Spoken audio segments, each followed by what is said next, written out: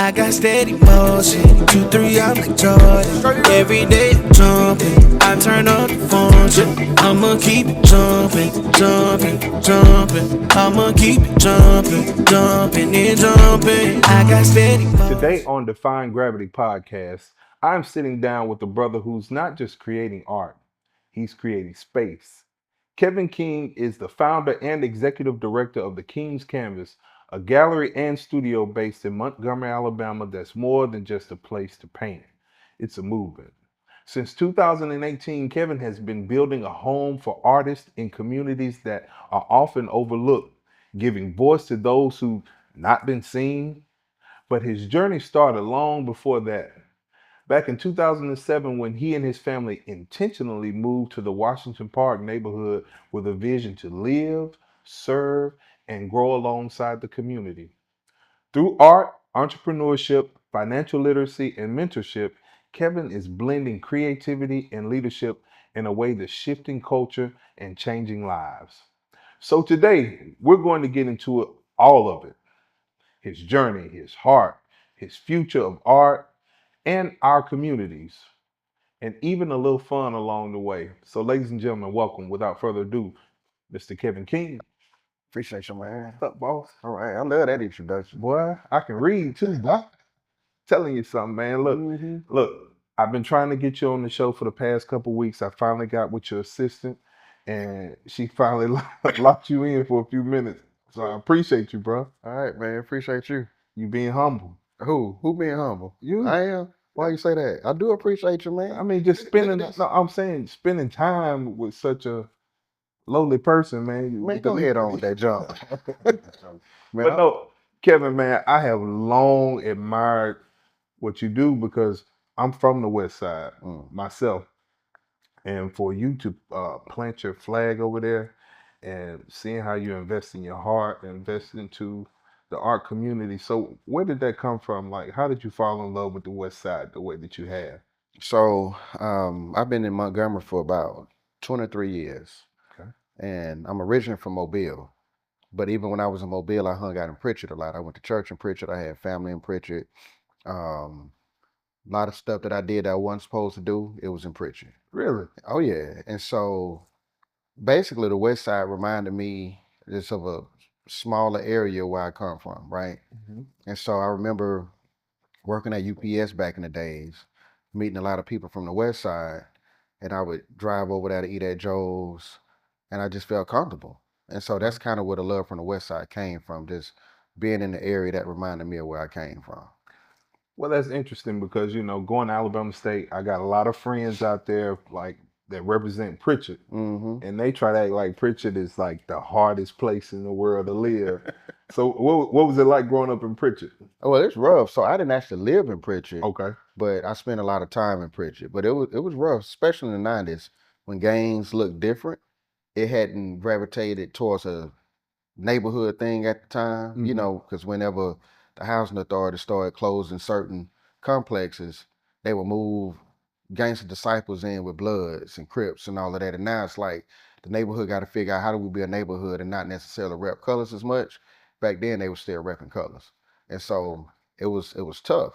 I don't think we knew how hard it was. I just think we just knew how to maneuver around a lot of the craziness that was happening to us or that was going on. So nothing would happen to us, Right. So it was about survival, man. Right.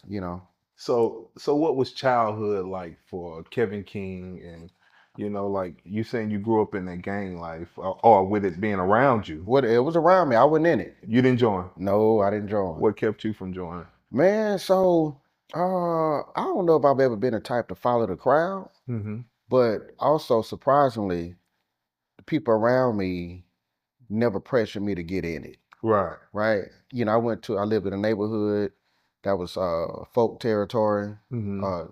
For those who don't understand, the GDs, Right. gangster disciples. I got bused to a school that was GD territory. Mm-hmm. But those guys, man, I was the guy who drew a lot. Right. You used And to so they used to get me get you to to draw the draw the 6 point 6 point star. stars, I you used to know. practice it, like Right. I'd be on the But bus like right. I'm not talking about just the star. They would like get me to do the hand signs really? with the 6 point stars and with the pitchforks and all of that type of stuff. And we're in middle school, bro. And so these dudes would get me to do that, and they would go and get this tattooed on them. Now we in the 7th and 8th grade. Really? Yeah. And so it was rough, man. But I never felt pressured to do it. Right. And like I said, thankfully nobody ever, tried to jump me in. I knew about all of their game knowledge and stuff, and by King David and Queen Sheba, and Right. what is a 7-4 to the world blow, and I don't know, bro. you don't know.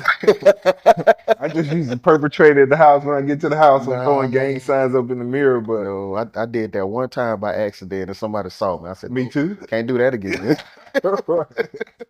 Well, and I feel like in that culture, they won't even let certain people get into like I said, the organization. Well, It is organization. Yeah. They like you got a future, bro. You just keep doing the art. We ain't Yeah. gonna let you in. Right. But Yeah. so tell me this: were you athletic? Were you in the sports? Nah, man. And to this day, I still don't even watch sports. What? Nah, bro. I don't. So You were messed up one of my questions. I was gonna ask you. I was gonna ask you Michael Jordan or LeBron James. I can still answer that because back then I was into sports. Okay. I mean, and so I played football briefly. Matter of fact, I didn't even play. I went out for spring training. I think it was like the summer of maybe 93, 94. Mm-hmm. After that, I said, man, forget this junk. And after that, after spring training, I came to Montgomery and spent some time with my brother because he was up here in school at Alabama State. I spent a lot of time in Montgomery growing up. Mm-hmm. But man, I didn't play, man. I went out for the team because all of my friends were on the football team. Right. And so I used to go to the games alone because the dudes that I hung out with, they all played football. Right. Which was a weird dynamic because I was the school's artist, Right. but most of my partners were on the football team. Right. And so I was like, man, I'm gonna just be out there with y'all. Then I said, nah, this ain't necessarily for me. Right. Now I didn't say that I wasn't athletic because I do have a little athleticism. Okay. And you wouldn't know that I didn't play anything if you saw me get out there. Because I can at least catch and run and shoot a ball and make it go in every now and then. Right. But I just didn't. You shoot ball? Nah, not for real. I mean, I ain't gonna get out there and shoot with you now. Right. But I get out there and mess around, but I ain't running no games. Right. Right. I feel you. So you missed the sport. So what was your introduction to art, or when did you know, like, being an artist is what you wanted to do? Man, so my older brother, he's a pastor in Mobile right now. He's about 7 years older than me. He took an art class. I remember being at my grandmother's house, with a book, a piece of paper on top of it, just kind of copying his drawings alongside him. Mm-hmm. That's where it started. And I remember, I've always been a fidgety person. It's hard for me to kind of sit down Mm-hmm. and to be still. I'm always moving. My grandmother used to give me like the church bulletin in church and a pencil or a pen, and I used to draw what was in front of me, Mm-hmm. like the pew, the heads, the feet up underneath, and a pastor preaching. Right. And she used to call me her little genius. And so I just kind of kept going. I came up in the family. They always encouraged it. They always gave me at least paper and supplies to draw. And it was what I just used to love to do, Right. And as far as I can remember, that's what I've always wanted to be, an artist. Cool. You ever dibble and dabble? Were you in the choir at church? Eventually. Really? You know what I'm saying? I'm still a little rebellious, but back then I didn't do it because I didn't really want to waste an extra day during the week at choir practice. Right. You know what I'm saying? So it wasn't until I was like in high school that I actually joined the choir. Right. But other than that, I just used to sit down there and watch everyone else. So you grew up Baptist? Yeah, I grew up in a Baptist church. Back then it was Mount Carmel Missionary Baptist Church. Mount Carmel. In Pritchard, Alabama. Wow. I think 1712 Chastain Street, right off of Pritchard Lane. Not Pritchard Lane, Highway 45, Okay. St. Stephen's Road. That's what's up. Right around the corner from the Harlem Duke. Okay. And so, Pritchard, you know, what was Mardi Gras like for you? Like, what's your relationship with Mardi Gras? Man, I have a love-hate relationship with Mardi Gras, bro. Love, hate? Bro, do you know that I'm 46 years old? Okay. I just went to the Mardi Gras the first time this year, and probably about 20 years, maybe. Really? Well, no, well, I did go last year, but so growing up, Mardi Gras was always violent for me. Really? Yeah, man. And I think because there's certain locations we used to stand, and I had friends who would get shot. Somebody was always pulling out a gun. We was always running back and forth, and so we can never really focus on like what was going on in the evening parades because it was just always paranoia. I remember my Aunt Pearlie took me to a parade one time, and we decided we ain't gonna stand over there by Barton Academy, which was I think the school board at the time, and we won't stand over there by McDonald's. We stood in another area, but she had her son's jacket, my cousin's jacket on. It was an 8-ball jacket, and you know back then the gangster disciples and the Crips had formed in the line. Right. And you know, you put the C and the pitchfork together that forms an 8. She had the jacket on and she had a bandana on her head. Oh, it's your auntie gangbanging like that? Now she didn't know. She didn't know? And so I said, Aunt Pearl, I don't really want you to wear that. You know, and Aunt Pearl wasn't scared of nothing. You know So what you I'm knew saying? what it was? I knew what it meant. Okay. And I'm trying to explain to her what it meant. She was like, Kevin, we're gonna be all right. So she had the bandana on her head, and man, I could not enjoy myself because I'm already paranoid at Mardi Gras anyway. Right. But now my auntie is out here with this 8-ball jacket and a do-rag on her head, and I'm like, man, they gonna think you banging up, Pearl. Did anybody pull up on her? Ain't nobody pull up. No, I mean, if they did, you would have had to scrap, right? well, I mean, I was little, so I don't know how much scrapping I would have ran. Right. That's crazy. Yeah, but I will say this though, as far as Mardi Gras.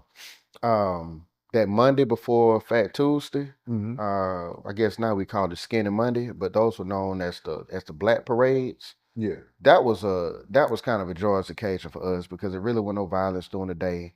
You know, Mardi Gras has always been segregated because of the social clubs have certain nights, and usually like throughout the week you don't see black people riding the floats. Right. You didn't see black people into the Black Parade, and that's when all of the social clubs, my mama was in one, that's when all of the social clubs would ride and throw candy. It was just a different vibe.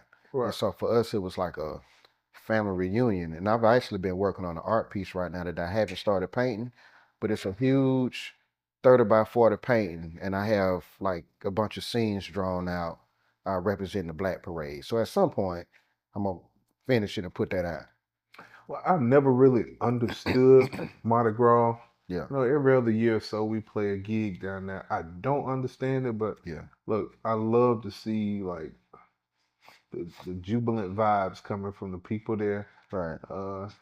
It feels a little satanic, but you know, it could just be my lack of knowledge. There are a lot of symbolism. You Right. can make the case for that. Like even growing up in church, they didn't want us to go to Mardi Gras because they did say that it had some, in their mind, some demonic elements to it. Yeah. And so, you know, they would have stuff at the church when school was out that month because it's a holiday for us that Monday. A whole week. Well, no, we out 2 days. Okay.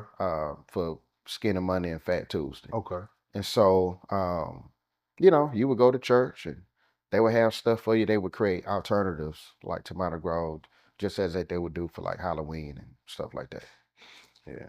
So you grew up in Mobile, and I've been noticing like Mobile is like making some changes. Like they just did the spring bling this past weekend. I heard it's like 30,000 people. Really? Yeah, 30,000 people down there for like blues. That's And like blues is no longer, you know, just this Chitlin Circuit thing. Like, right.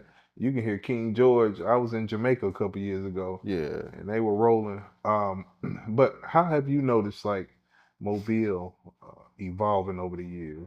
So surprisingly, growing up, well, leaving Mobile and not really visiting a whole lot. You know, if I went down there to see family, I went to see family, but I didn't necessarily go out a lot. I really didn't know anything about the scene. But probably the last, I would say, 5 to 7 years since I've been with the King's Canvas, it's kind of given me the freedom to visit Mobile often, not just to see family, but to participate in Mobile's culture. And I love the art culture down there. You know, Really? being connected with the people like at the Mobile Arts Council and Alabama Contemporary Arts Center. And you know, I'm the executive director of Amp Up Arts. Right. Yeah. And so, not I'm sorry, the board president Ashley is the executive director. Ashley Ashley Lucia. Lucia Shout out. said, so that was a mistake. I'm the board president, not the executive director. Yeah. And so going back and forth, getting connected with a lot of these people down there, but also, um, you know, finding my tribe down there. And it's funny because I went down there for Mardi Gras, man. I still hang with people that I went to elementary, middle school, and high school with. Really? Yeah. And so when I go down there, we all get together, uh, hit up a couple of spots, just have a good time, man. I love the Dolphin Street strip because it kind of reminds you of a really scaled down version of the French Quarters in New Orleans. Right. Yeah. So you say you still hang out with your people from back then? Like, Right. you have a best friend? So I do. So I would say I have a few of them. I would say, Right. you know, my homie that I grew up with, Big Roy Miller, he was one of the ones who was so disappointed that I didn't play football. I'm talking about this brother was mad at me because I wasn't out there with him. Right. You know, we've been knowing each other since we were 10. I would say him. I would say my homeboy DeMarco Teague and Huntsville. I wouldn't say that I have one best friend, and even locally, Right. you know, there are a few people that I've really built with. That you know. evolves over Yeah, years. it does. Yeah, it was just a Yeah. trick question I was Yeah. asking. Yeah, you don't want to leave nobody out and make nobody mad. Right. We'll cut those names out. No, it's all good. Hey, they out of town. They ain't nobody local because I Right. don't need nobody texting my phone. Right, tripping. Man, I thought. So, all right, taking it back to the art. So you say you used to draw in church. What was like your art education like? Man, that was no art education. Really? Man, Back then? No, man, not for us. We ain't had art classes. We did not have art classes. I have not taken an art class. And so I just used to be the dude that drew. I thought I was inventing some of these techniques. And then later on, I found out they actually had names to them. Right. And so I remember being at Murphy. We didn't have an art class, but there was a lot of artists at Murphy. Mm-hmm. And so we formed something called the Renaissance Club. Mm-hmm. And shout out to Mr. Boyce. He was, I think Mr. Boyce was a history teacher. I didn't take his class, but he was the one that sponsored this Renaissance Club, just kind of bringing arts back. And I was the president of Renaissance Club. You know, in high school, we used to do art shows, and you know, we used to be into these competitions. I've won like state competitions. I placed in national competitions. Really? Like back in high school, and that's without taking art classes. So how did you get into paint? Because that ain't something you just roll up on. Like, Well, it was my wife at the time purchased me some art supplies. She and my daughter for Father's Day, okay. and that's what got me into it. I had never painted, and so you know when those art supplies was purchased, you know I just started painting, man. Because back then that's when I was at Common Ground Montgomery. Okay. And I was associate director and program director at the time, and it was like a period where she broke her wrist, Mm-hmm. and you know, I just had to not go to work and be at home and take care of her, and I got bored. You know, she's passed out in the back, drugged up, you know, trying to cope with the using pain medication Right. to, you know, make sure that she's not in pain. So she's out. So I'm like bored, got tired of watching Netflix. I ain't really like talking on the phone that much. And so I just pulled out the paint and just started painting. Wow. Yep. And so, in being an artist, getting into painting, and you brought up Common Ground because that's the organization you were part of when I first discovered you. Right. Like, so how did you get into like being an artist and getting into the nonprofit world? How did you go into that person? The nonprofit or the artist first? Nonprofit. So I went to at the time I was in the engineering department at UPS. Mm-hmm. And I went to a missions conference, I think it was. I think my church at the time had a missions conference. But I think we went to a meeting that had something to do with the missions conference, but it was like a dinner that somebody had at their house. Mm-hmm. I heard this guy speak about something called Common Ground. It was all theoretical then. I mean, nothing had happened. I think the paperwork may have been formed, but nothing had happened. He talked about just this idea of moving into a community, being a part of the fabric of the community. Talked about neighborhood transformation and transforming people's lives, and it was appealing because I guess naturally that's just who we were. Mm-hmm. And so, I ended up building a relationship with this guy. I realized he wanted to be on the west side. I started spending more time on the west. And at some point, he just challenged me, to quit my job and to help him build his organization. Mm-hmm. And so that was in 2006. And I started out just volunteering. He would do these evening Bible studies at Carver High School, and I would hook up with Friendship Mission and get a bunch of food individual plates, like to-go plates. I would pack the back of my car from the floor to the ceiling, and I would drive to Carver to feed the Carver football players on Wednesdays. And so that eventually turned into us having a series of discussions, and ended up quitting my job at the end of 2006. What job? I was an engineer supervisor at UPS. Okay, you said. Yeah. And so I guess it was like January 1st, 2007 is when we started really diving into like this nonprofit world vocationally. Right. And I did that from 2007, and I left Common Ground in 2019, May 2019, and I went full time with the King's Canvas June 2019. Mm-hmm. But I was already doing the King's Canvas for like a year and a half Right. before I actually started working for the King's Canvas.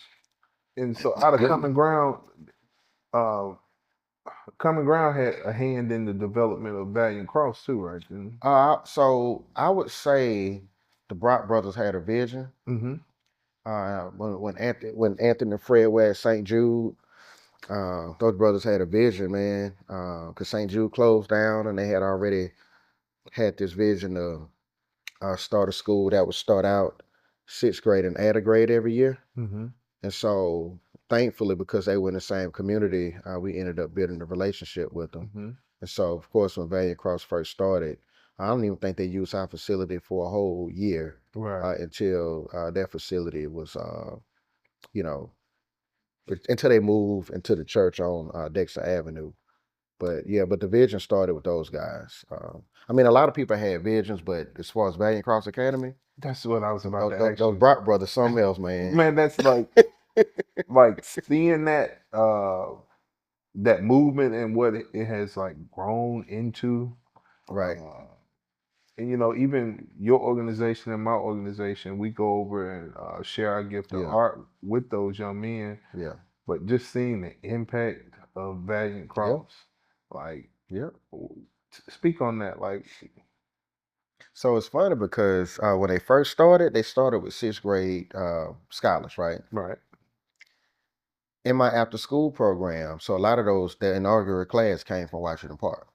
Wow. Yeah, and I don't know how many that attend. I still live in Washington Park and Gibbs Village and the surrounding areas because it's grown so much.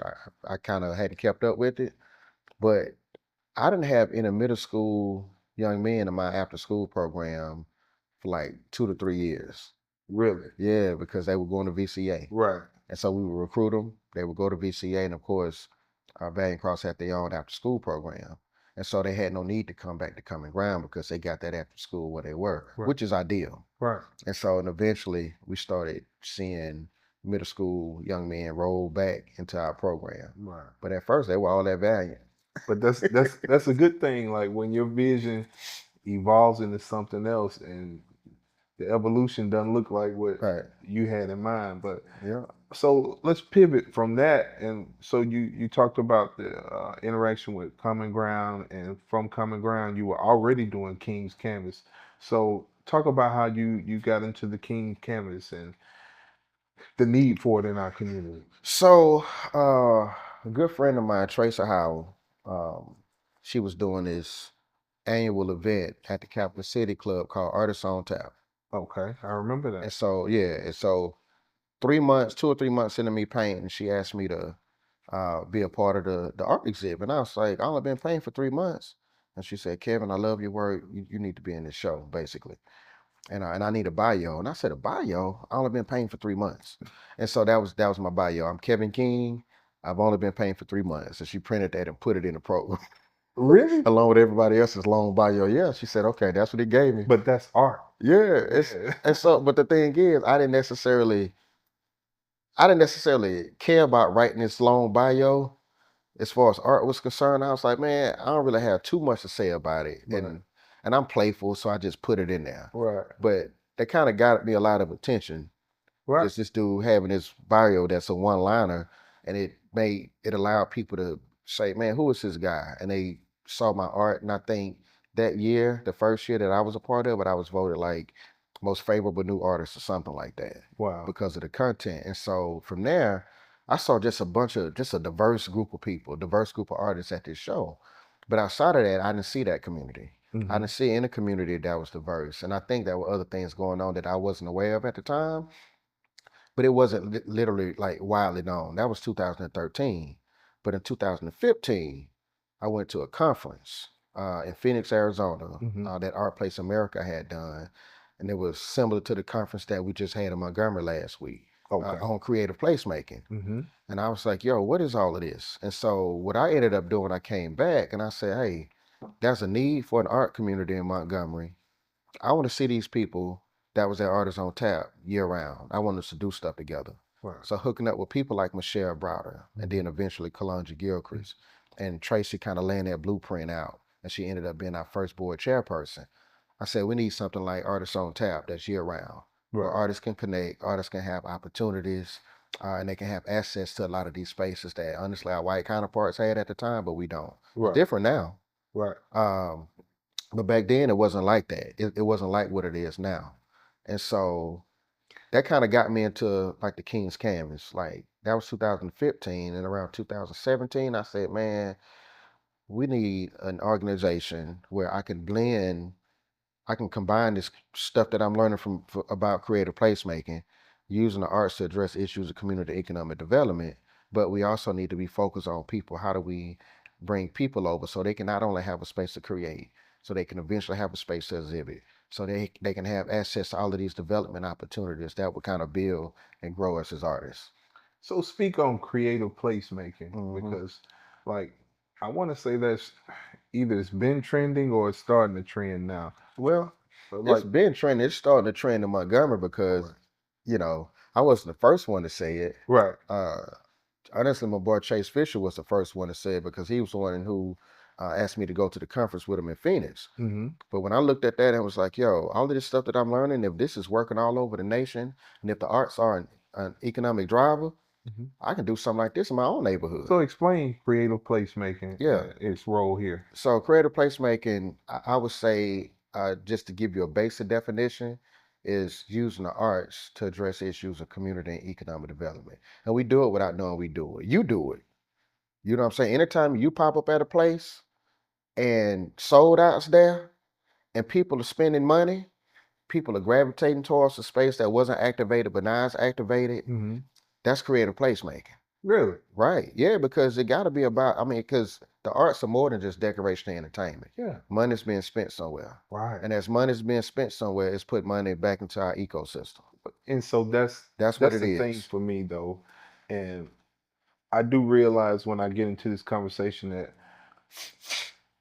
I may look at it wrong, but I feel like arts are undervalued in our community and most communities. Yeah. Because I'm a person that said, look, like I'm a lifelong artist and I chose to feed my family, my kids off of arts, but there's so many people who view playing music as, all right, they don't care how long you play it. If I give you $100, Right. I have compensated you. It's rough for y'all out here, man. Sometimes they don't put a value on it. Yeah. You know what I'm saying? And to that person, they don't think that they're doing me a disservice, but in my 20s, $100 might be cool. My teens, $100 might be cool.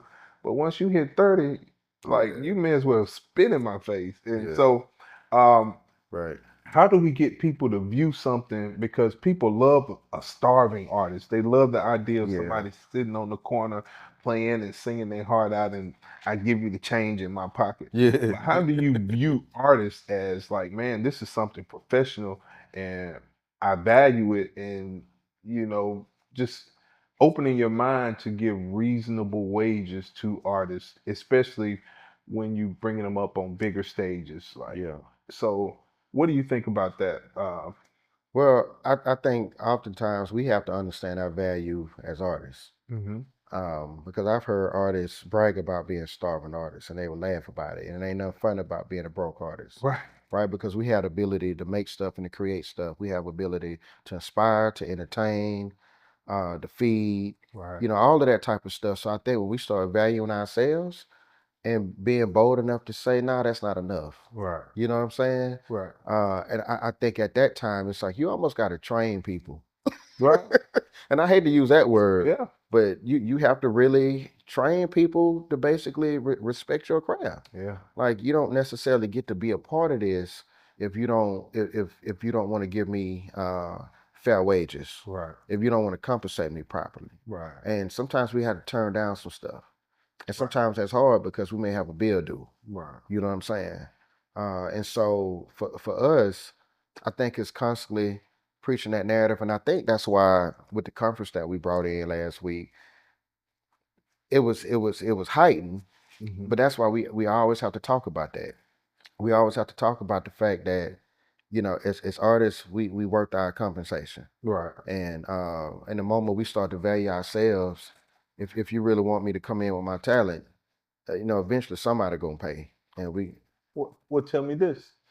What responsibility does the artist have to increasing his value? Because I know a lot of people think that the talent is all that they're responsible for in creating value for his or Mhm. herself. But, I tend to believe, like being professional, being able to be Yep, reached, yep, when yep, clients call you. yep. So, what do you think the responsibility of most artists in creating value? Well, I think we got to be developed. Hmm. I think we got to be okay to continuous learning, honing our skills, developing our craft. Um, I guess sort of mastering what we do, if you Hmm. if there's a such thing. And I do think, like as an artist, like I expect to be a lot better than I am 5 years from now that I am now. Hmm. Um, I got to grow.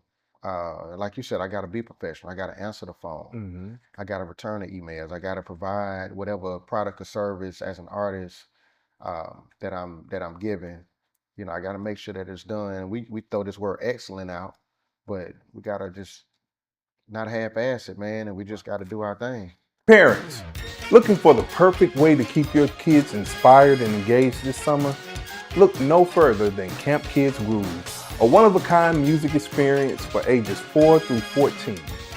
From July 7th through July 18th, Monday through Fridays, we're taking over the Armory Center for Performing Arts in downtown Montgomery for 2 weeks of non-stop musical fun. Whether your child is into singing, wants to learn piano, drums, or guitar, or just wants to discover their creative spark, Camp Kids Groove offers hands-on instruction in a positive, high-energy environment. Our talented team of teaching artists will help your child build confidence, make new friends, and develop real musical skills they can showcase at our culminating performance on July 18th. Spots will fill fast, so head over to www.campkidsgroove.com to register now. This summer, let your child find their voice, their rhythm, and their groove. Camp Kids Groove is where the music begins.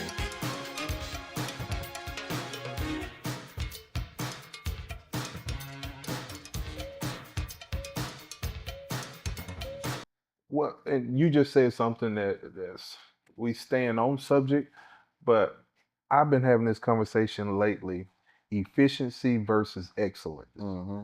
Like, so Right. as an artist, do you focus on being excellent, which may take more time, more effort, or do you think it's more valuable to be efficient? Yeah, I think that's a good way to put it, efficiency. Hmm. And I would even say consistency, Right. right? Because even as a visual artist, I'm not consistent. One of my art mentors, Milton Barnes, is always getting on me.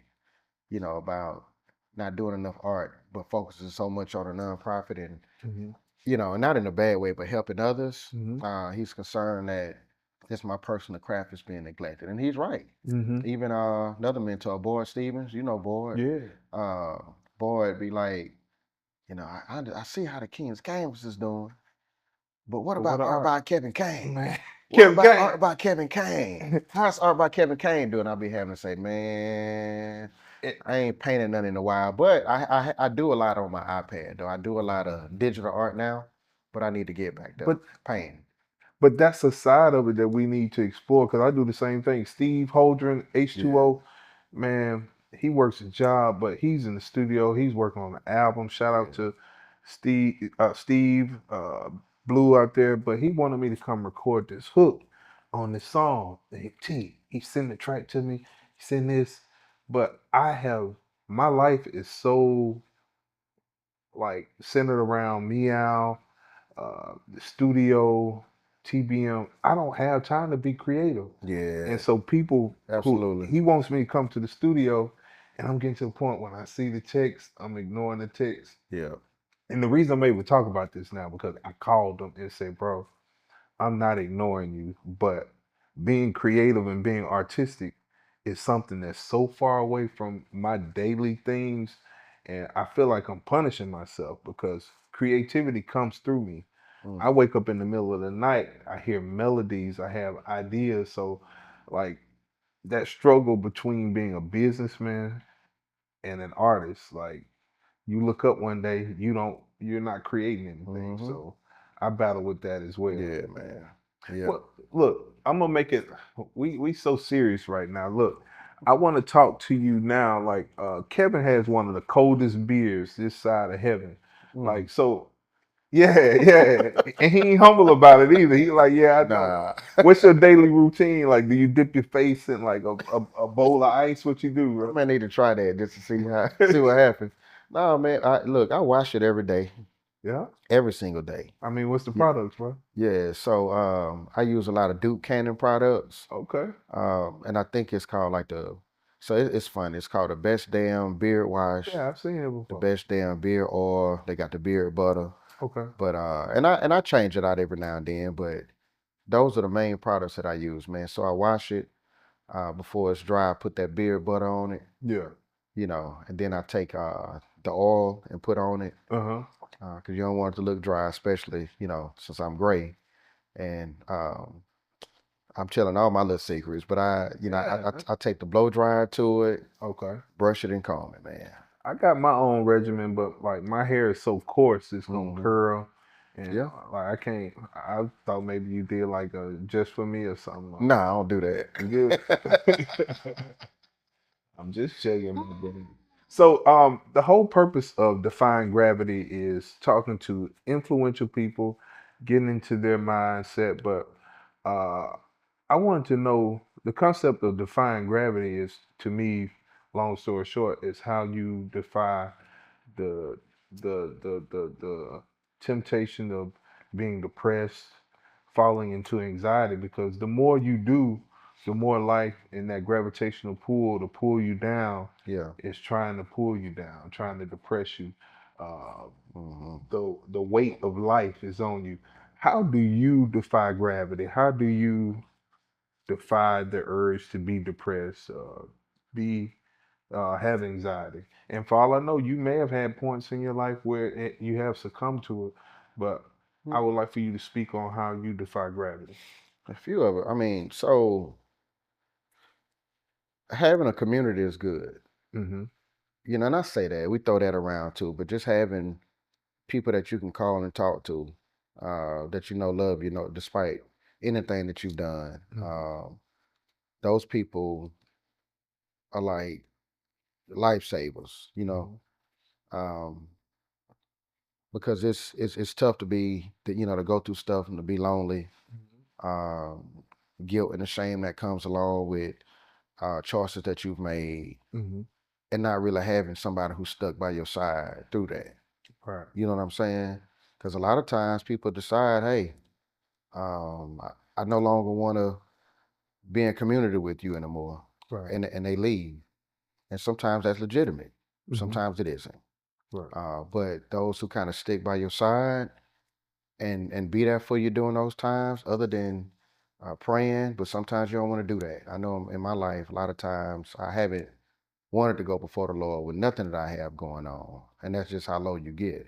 Wow. But also, just on a structure tip, man, just the past year, finally, just feeling the need, like for myself, that, I need to get in therapy. Mm-hmm. That's been helping. Like just having someone to counsel you that'll meet with you, twice a month, Mm-hmm. where you can tell everything to and just let it all out. That's been helpful too, just to Right. kind of get it out. And outside of that, just being creative, because even though we just spoke about we're not creating enough as far as pulling out a canvas and painting or pulling out a pencil and paper to draw. Mm-hmm. A lot of times when I have stuff on my mind, it's easier when I don't have anything else around, Right. just to grab that iPad and an iPencil and go to Procreate and just Right. start drawing. Yeah, well, Yeah. and I just had that thought while you were telling me. So maybe you don't have time to paint or draw, but at what point does your life and your business become your art? Because you can't tell me from where I'm standing that you don't do art, because Yeah. like everything you're doing, man, you just had a conference. Yeah. People from all over the country Yeah. travel to Montgomery, Yeah. Alabama to come to your conference to Mhm. talk about creative placemaking. Yep. To me, that's art. That's a special kind of art. Mhm. You can't buy those supplies out of Yeah. the art supply store. Yeah. Like you get to a point where you're literally taking life and you're making art. Right. You look at people like Brock, what Valiant Cross has grown to, like the way you maneuver man and maneuver this space is art. So that just hit me right there. Mm. Huh? Yeah. Huh? Yeah. Sometimes it ain't the same though, but I agree with you Uh-huh. because all of it is life giving. Uh-huh. Being able to do what we did last week, being able to um, provide the type of space that people can come in and use, all of the stuff that we're doing on Oak Street and the ways that people are being impacted by that, Mm-hmm. like not just individuals, but businesses. Mm-hmm. Yeah, that it is an art to that. And Yeah. I do think that it helps you defy gravity, but sometimes it's like, man, you know, I'm gonna be honest with you. Okay. You get tired of doing stuff that impacts everyone else, and then you have to look inward and realize, and that's the question: how am I being personally impacted? Wow. You know what I'm saying? Yeah. And so, yeah, you can be impacted by them, but just like that question that Boyd asked, man, what's going on with Art by Kevin King? You can't neglect Art by Kevin King. Wow. I got a partner of mine who has a daughter who went off to be an engineer, but she's a dope artist. These people are from Montgomery. Went off to be an engineer, and I talked to her and I said, hey, keep doing your art Right. because this job is going to get frustrating at some point. This art is going to carry you through that. Wow. The whole time she was doing art, but at some point she decided, hey, I don't want to make this 6-figure salary being an engineer no more. I'm not saying go out and do that, Right. but for her, she ended up getting married. And now that she has more support and as a family, they've decided, hey, I'm gonna support this dream that you have. Mm-hmm. I got enough for her. She decided, hey man, I'm gonna just do my art. It's cool. Like She came back to it. I remember being young and like man, I got a family, kids. Do I Right. want to teach school or Yeah. do I want to pursue my art? Yeah. But Sometimes it's different for us as men though, if we the I got providers. you. I feel you. You know. Like I'm just looking at what all I've had to do to be able to remain an artist and an Mhm. entrepreneur. Right. And it's almost like if you don't get into the recording industry, you ain't trying to make no money. Mm. It's either play for church or teach school. Yeah. Okay. You had something else you wanted to say? Nah, go ahead. All right. So I hit you with the Jordan, LeBron. I just want to lighten it up a little bit. Drake or Kendrick? Kendrick, man. Really? Man, I've never liked Drake, man. Like, Why? so he got some hits, man, but like I'm 46, bro. Okay. I'm 90s hip hop, Okay. right? I don't like all that singing. I just don't, man. I don't like all that. Get Man. with I'm like, it. bro, either sing or rap. Why you Right. doing both? And sometimes it'll be a vibe to it, but it's not really the stuff that I'm gonna ride around, listen to in my car. Now, if I have on the radio, and it come on. Yeah. So Listen, but I'm not pulling up Apple Music, pulling up Drake. I've never done that even before the beef. Drake has some good. Drake has a formula Yeah, that moves people, and I appreciate his formula. yeah, And one thing I've always liked about Drake is that he's not afraid to go off the grid and record like some elevator music or some Afrobeat. Like I would hold Drake responsible for Afrobeat being so popular right really? now. Yeah, cause he what's that control? Yeah. Is that Afrobeat? Maybe, Okay. but I don't really like that. What? Bruh, so you talking about somebody who went to I didn't get a chance to see him, Okay. and that's another story. You talking about somebody who's going to Wu-Tang concerts in the 90s. Okay, you like old school hip hop. Man, but back, Big yeah, G. and I actually started with my Tim today. No. With the, you know what I'm saying, but I didn't. No. It ain't hot, it ain't cold enough outside for Right. that. It's probably not cool enough for this sweater that I have on. But, you know, I'm a Kendrick fan too. I- You got a favorite album by Kendrick? so It's a test right here. it is. Yeah. So I love To Pimp a Butterfly. There you go. You passed. Don't say nothing else. Huh? Yeah. That's a cold album. hmm But what? Go ahead. No, I would. That's it? That's it. And so, but here's the thing. But I hadn't really like the way that we used to keep up with music back in the days and know all of the lyrics. That was a period of my life where I didn't do that, so I got behind. Right. You know what I'm saying? But now, just looking at everyone who's out now, and then you asked me about Drake and Kendrick, I do have a preference. And I realized that in my car, I'm gonna be probably listening to more 90s hip hop than anything. Right. Not even early 2000s, just 90s. Okay. Well, that brings me to my next question. Tupac or Biggie? And I think I know. Just off your first answer. I mean, both of them were in the 90s, but it's gotta be pop for me. That's what I figured. Gotta be pop. Yeah. Yeah, and I've gone to a Biggie concert, you know, in Mobile, 1995. You know what I'm saying? Pac was just too grimy, too angry. If you like that emotion, but like Big had that sophistication with how he just Well, his phrasing and cadences yeah, off the chain. yeah. I mean, I like Biggie too now, Yeah. but Pac wasn't always he wasn't all aggression. Cause you look Yeah. at that Me Against the World album, Yeah. you know, he's on there looking like a pretty boy on the cover with his glasses on. Right. You know, and I think when he got with Death Row, even though I love All Eyes on Me, but I feel like when he got with Death Row, the aggression came out in a different way after he got out of jail, and now he's with Suge Knight, and Right. you know he's with Death Row. He represented a certain way, but I remember when he died. I remember sitting in front of my dorm, Tuskegee University, and we was listening to all these new Pac songs that had come out. Mm-hmm. At the time, I didn't know about Death Row East and how he had this plan to go back to doing music like he did before that was more inspirational. I'm like, this sounds like old Pac. Right. But it was some music that was actually recorded after All Eyes on Me. Right. You know what I'm saying? All during the same time because he had so many songs.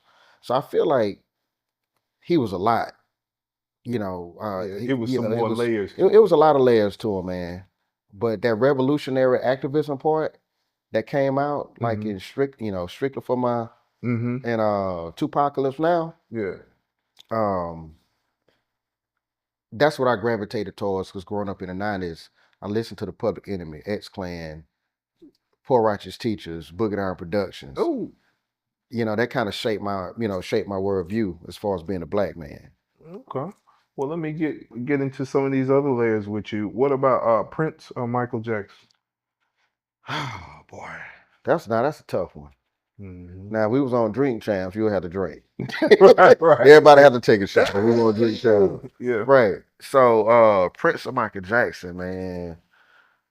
Oh boy, I would have to say Prince, bro. Mm. I would have to say Prince. Just the musicianship. Right. Like both of them did things that were out of the box. But yeah, that's a tough one for me, man. You can't go wrong with that, you know. Mm. At the time, Michael Jackson was bringing the greatest producers of all Right. time to come in and work on your album. Yeah. So But Prince, again, like you said, he was hands on Mhm. creating his own music, writing. So Yeah, yeah, you can't go wrong with that. yeah. Nas or Jay-Z? Nas all day. Never Really? cared too much for Jay. I think Jay overrated as a rapper. Whoa, I'm gonna cut that out. That's propaganda, bro. Well, so here's the thing. Here's what you got to realize. Like, I'm a Southern dude, Mm-hmm. and so I love Southern music. Mm-hmm. Now, what would be considered, I guess, at that time, what would have been considered old school hip hop? I listened to all of that, Mm-hmm. but then at that time, the newer East Coast hip hop, I didn't care too much for, other than Wu-Tang and Nas at that time, Okay. right? Mobb Deep. Okay. I just didn't really like the way the cat rap, man. Now and he just recycled way too many lyrics because he wanted to be like Biggie and not write his junk down, so he ends up recycling lyrics. Bro, chill out, bro. Man, you asked me a question, bro. I'm just saying. You know, But you okay. no, Jay is cool. I think Jay is a dope business person, right? Yeah. He's a dope businessman. So kudos for all of the accomplishments in that area. Boy, you just lost some funding for King. Man. Look, all you stakeholders out there, you donors, please don't cut the funding. Look, all right. But T.I. or Lil Wayne? mm,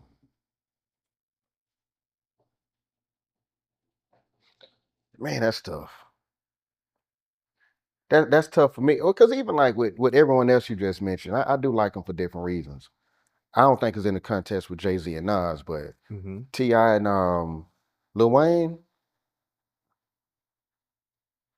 Is it that tough? it is, bro. I mean, I would have to go with Wayne. Really? I would. If you took Tupac over Biggie, I would have thought you would have took T.I.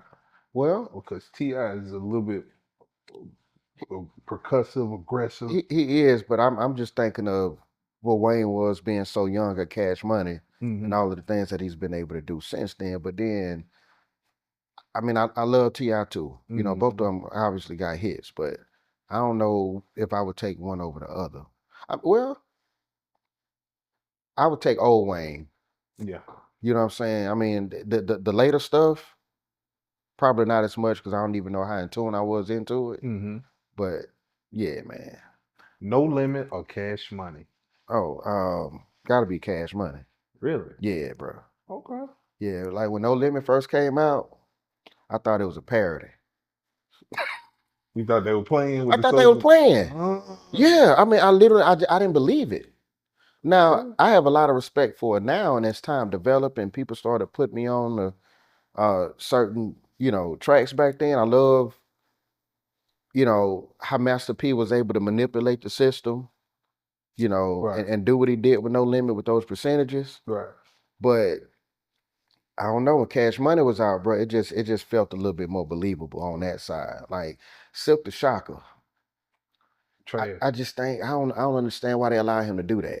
And then you had this clip floating around now that's saying how he did it intentionally. Right. Like, you mean you don't see how Silk the Shocker was on the label or what? I don't see why they allowed him to cut them records. Because it's family. Yes, but somebody should have told that dude he come rap, man. You can't get me to believe that, Master P, who else was it? P wasn't like that. No, I would listen to P rap Over over Silk the Silk the Shocker. Yeah. But when I first heard P, I didn't think he could rap. Now the beats was dope. Like I said, I just thought they were playing. Right. Yeah, I didn't think they were for real. Well, I literally asked somebody, man, is this for real? right. But seeing like how Master P has like parlayed, he has Yeah. his son, Mhm. his kids playing ball, and then just the rap snacks and you got the ramen noodles type Yeah. deals, cereals. So again, See, I can respect business now. I Yeah. can. but again, as I just discovered, that's still art Yeah. impacting the world around you. Mhm. Because I ain't gonna lie, I like a bag of rap snacks. You eat rap snacks? Yeah, I eat rap snack. Okay, that's the question. What's your favorite flavor? And I forgot the flavor, but the Boosie? ones with the Migos on it. Oh, you had the boosters? I have had the boosters. Damn. I have. The Louisiana hot little Well, boost? see, here's the thing. I had them because Booster was on it, Yeah. but I don't like nothing. I don't like hot stuff. Oh, for real? Nah, because I have a disease of my esophagus called achalasia. Why are you looking at me Is like that that? serious or a joke? No, I'm serious. Achalasia. Yeah. So Don't have me check GPT. That check GPT. achalasia. It's Achalasia. achalasia, man. Achalasia. Yeah. What is that? Anyway, so now we about to veer off, but basically, my esophagus has to rely on gravity for my food to swallow. Because we have muscles that contracted and make the food go down. Right. But mine, it's like it just has to rely on gravity. And I had a procedure, since we want to throw out these terms, called HM for short, but it's a helimyotomy. What's the Why you laughing, man? I had surgery. I had a helimyotomy in 2017, bro. Why You joking, bro? Quit playing, bro. serious? Put it on something. On my honor. Oh, my mama. Yeah, helimyotomy. And so what they did, hold on, man. So it's what they did was, let me tell you what they did. So between, like right before our stomach, there's a hole called a LES. All right. It stands for lower esophageal. Stop, bro. Look, man, it stands for lower esophageal sphincter. The way it works is when you swallow naturally, your esophagus sends, or the nerves from the esophagus send signals to your lower esophageal sphincter. And it said, hey, it's some food on the way. That's what he tell them. Okay. The LES says, all right, there's food on the way. Let's open up. Bet. They receive the food, then they close because the stomach is digesting the food. Okay. My LES starts saying, man, this brother ain't eating. Ain't nothing coming. But food was coming down. But now it's like I have an expanded. Because it's not. Man, I ain't never talked about this like this on camera. Bro, I'm sad. I'm crying, actually. So basically, I couldn't swallow my food. Wow. And it would just get packed in my esophagus. And so they had to go in and they had to damage those nerves leading into my lower esophageal sphincter, and now it's just open. And so you don't know what to say about that, do you? Yeah, bro. So that's it, man. But I'm good though. I mean, after the surgery, I was standing in my kitchen and I took a drink of water and it brought tears to my eyes because that's the first time I felt coldness in my stomach since I was 18. Wow. Yep. I don't feel right laughing. I'm only laughing because you laughing, bro. What was the name of the surgery again, though? A helimyotomy. Who named that? I don't know. Helimyotomy. I don't know who named it. Well, Kevin, man, I appreciate you.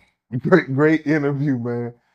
Support the King's Canvas. How can they find you for those who? So you can find us on all social media platforms at The King's Canvas. Okay. THE, because a lot of times people just say King's Canvas, but it's The King's Canvas. Our website is thekingscanvas.org. So you can find us there. There's a donate button up there. It's easy to give. Easy to give. And so social media platforms, Instagram, Facebook, of course, TikTok. And I very seldom tweet. So I don't be on X like that. Yeah. So yeah. Ever since Elon took over, you don't mess with? It's just one more social media platform that I just hadn't gained any traction from, so I don't really use it. Right. Yeah. Well, thank you for coming on, bro. Appreciate it. We'll have to have you back. Yes.